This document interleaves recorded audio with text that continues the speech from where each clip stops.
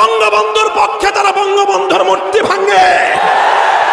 এই বঙ্গবন্ধুর সৈনিকরা, এবার আমি তোমাদেরকে ডাক দেব, বঙ্গবন্ধুর সম্মান রক্ষা করার ডাক। আমরা তোমাদেরকে ডাক দিব, কবরের মধ্যে বঙ্গবন্ধুর আযাব না হওয়ার জন্য যেই পন্থা অবলম্বন করতে হয় সেই পন্থা অবলম্বন করবার ডাক। আমরা ডাক দেব বঙ্গবন্ধুর কন্যা শেখ হাসিনাকে ঘুম থেকে জাগ্রত করবার ডাক।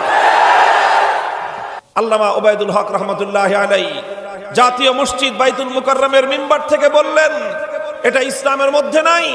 সুতরাং সারা দেশের সমস্ত মসজিদগুলো থেকে এক বাক্যে এই সন্ত্রাসবাদের বিরুদ্ধে দৃঢ় কণ্ঠে আওয়াজ উচ্চারিত হলো। খতিব ওবায়দুল হক রহমতুল্লাহি আলাইহির নেতৃত্বে ৩.৫ লক্ষ মসজিদের মিম্বারের এই এক আওয়াজ বাংলাদেশ থেকে সন্ত্রাসবাদকে নির্মূল করে দিয়েছে। আজকে বাংলাদেশ